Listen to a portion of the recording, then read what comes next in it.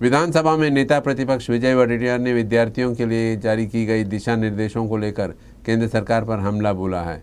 वडेट्टीवार ने कहा कि राज्य सरकार एक तरफ सरकारी पदों में भर्ती नहीं कर रही है, वहीं दूसरी तरफ जो बेरोजगार युवक हैं उन्हें पढ़ाने में से भी रोक रही है।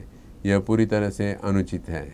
केंद्र सरकारचे काही निर्णय हे अत्यंत शैक्षणिक धोरणच त्यांचा जे आहे किंवा शैक्षणिक एकूण जी त्यांनी आता नव्यानं त्यामध्ये सुधारणा केलेली आहे, हे शिक्षणाप्रती त्यांची अनास्था आहे।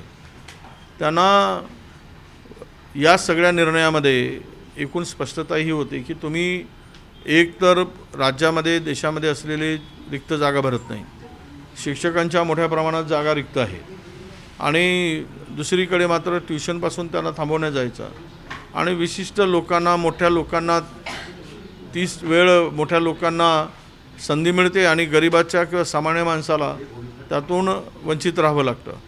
आज शिक्षणामध्ये राज्याचाच विचार केला तर जेवढ्या जागा रिक्त आहेत त्यातून शिक्षणाची किती अधोगती चाललेली आहे, शिक्षण क्षेत्राच्याकडे किती दुर्लक्ष आहे हे दिसून येतं।